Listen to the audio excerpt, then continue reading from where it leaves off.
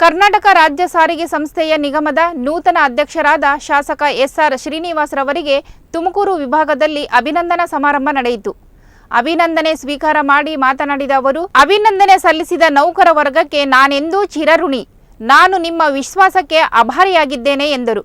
ಇದೇ ವೇಳೆ ಸಾರಿಗೆ ಸಂಸ್ಥೆ ನೌಕರರು ತಮ್ಮ ಬೇಡಿಕೆಯ ಮನವಿಯನ್ನು ನಿಗಮದ ಅಧ್ಯಕ್ಷ ಎಸ್.ಆರ್. ಶ್ರೀನಿವಾಸ್ ರವರಿಗೆ ಸಲ್ಲಿಸಿದರು.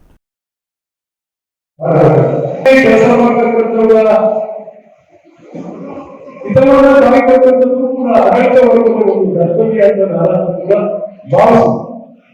ನಿಮ್ಮಲ್ಲಿ ಎಷ್ಟು ಸಭೆಗಳು ಕಟ್ಟಬೇಕು ನನಗೆ ದೊಡ್ಡ ಆಶ್ಚರ್ಯ. ನಾವು ಮೊನ್ನೆ ನಿಮ್ಮ ಸಂಘದ ವತಿಯಿಂದ ಸ್ಟ್ರೈಕ್ ಮಾಡ್ತಾ ಇದ್ರಿ, ಅದಕ್ಕೆ ನಿಮ್ಮ ಅನೇಕ ಬೇಡಿಕೆಗಳನ್ನೆಲ್ಲ ಈಡೇರಿಸಬೇಕು ಅಂತಕ್ಕಂಥ ಒತ್ತಾಯವನ್ನು ಕೂಡ ಮಾಡಿದ್ರಿ. ಅದಕ್ಕೆ ಪೂರಕವಾಗಿ ನಾವು ಎಲ್ಲ ನಿಮ್ಮ ಕೇಂದ್ರ ಸಂಘದ 20 ಸಾವಿರಗಳಾಗಿದೆ.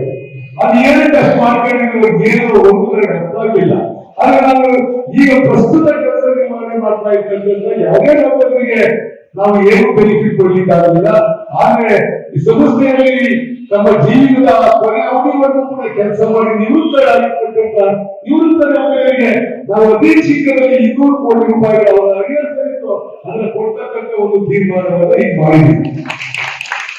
ಮುಂದಿನ ದಿನಗಳಲ್ಲಿ ನಾನು ಇಲಾಖೆಯ ಎಲ್ಲ ಅಧಿಕಾರಿಗಳಲ್ಲಿ ಪ್ರಸ್ತಾಪ ಮಾಡಿ ನಿಮ್ಮ ಅನೇಕ ಬೇಡಿಕೆಗಳು ಕೂಡ ಇದ್ದಾವೆ.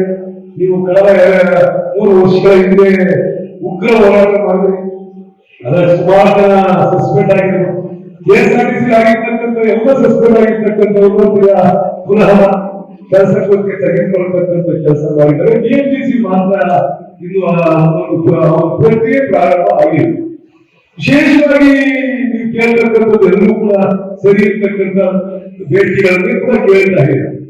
ನಾವು ನೌಕರರ ಹಿತಾಸಕ್ತಿಯನ್ನು ಕಾಯ್ತಕ್ಕಂಥದ್ದು ನಮ್ಮ ಆದ್ಯ ಕರ್ತವ್ಯ ಆಗಿರ್ಬೇಕು ಅಂತಕ್ಕಂಥದ್ದನ್ನ ನಾವು ಕೂಡ ಮನಗಂಡಿರ್ತಕ್ಕಂಥದ್ದು. ಆದ್ರೆ ನಾವು ಹಬ್ಬ ಮಾಡ್ತೀವಿ, ನೀವು ಹಬ್ಬ ಮಾಡಲ್ಲ. ನಾವು ಒಳ್ಳೆ ಮಾಡ್ತೀವಿ, ನೀವು ಒಳ್ಳೆ ಮಾಡಕ್ಕಾಗಲ್ಲ. ಇವಾಗ ಹಬ್ಬ ಬಂದು ನೀವು ಬಸ್ ಸ್ಟ್ಯಾಂಡ್ ಕಾಯ್ಬೇಕು, ಇಲ್ಲ ಬಸ್ ಹೋಗ್ಬೇಕು. ನಾವೆಲ್ಲ ಹಬ್ಬ ಮಾಡ್ತೀವಿ ಅಂತ ಒಂದು ಕ್ಲಿಷ್ಟಕರವಾಗಿರ್ತಕ್ಕಂಥ ಸಾರ್ವಜನಿಕರ ಸೇವೆಯನ್ನು ನೀವೆಲ್ಲರೂ ಕೂಡ ಮಾಡ್ತಾ ಇದ್ದೀವಿ. ನಿಮಗೆ ಸರ್ಕಾರದ ಸವಲತ್ತುಗಳು ಕೂಡ ಸಂಸ್ಥೆಗೆ ಒದಗಿಸಿಕೊಡ್ತಕ್ಕಂಥದ್ದು ಮಾಡಬೇಕಾಗುತ್ತೆ. ದುರದೃಷ್ಟ ಹೇಗಿದೆ, ಒಂದು ಸಂಸ್ಥೆ ಅತಿ ದೃಢವಾಗಿ ಬೆಳಿಬೇಕು ಅಂತಂದ್ರೆ ಕಾಲಕಾಲಕ್ಕೆ ಆ ಸಂಸ್ಥೆಗೆ ಬೇಕಾಗಿರ್ತಕ್ಕಂಥ ಸಂಪನ್ಮೂಲವನ್ನು ಯಾವ ರೀತಿ ಕೂಡಿಕರಿಸಬೇಕು ಅನ್ನೋದ್ರ ಬಗ್ಗೆ ನಾವು ಚಿಂತನೆ ಮಾಡಬೇಕಾಗುತ್ತೆ. ಸಂಪನ್ಮೂಲ ಇಲ್ಲ ಅಂತಂದ್ರೆ ಯಾವುದೇ ಸಂಸ್ಥೆ ಸತತವಾಗಿ ನಿಲ್ಲಲಿಕ್ಕೆ ಸಾಧ್ಯ ಆಗಲ್ಲ. ಪ್ರಸ್ತುತ ನಮ್ಮ KSRTC 1,600 ಕೋಟಿ ರೂಪಾಯಿ ಸಾಲ ಮಾಡಿದೆ. ಈ ಸಂಸ್ಥೆ ಎಲ್ಲ ರದ್ದು ಮಾಡೋಕ್ಕೋಸ್ಕರ 1,600 ಕೋಟಿ ಸಾಲ ಮಾಡಿದೆ. ಯಾಕೆ ಸಾಲ ಆಗುತ್ತೆ? ಪ್ರೈವೇಟ್ ಸೆಕ್ಟರ್ ಯಾವತ್ತೂ ಕೂಡ ಸಾಲ ಆಗಲ್ಲ. ಏನಾದ್ರೂ ಸಾಲ ಆಗಿದೆ ಅಂದ್ರೆ ಸರ್ಕಾರದ ನಿಯಮ ನೀತಿಗಳಿಂದ ಆಗಿರ್ತಕ್ಕಂಥ ಲೋಪದಿಂದ ಮಾತ್ರ ಈ ಸಾಲ ಆಗಿರ್ತಕ್ಕಂಥ.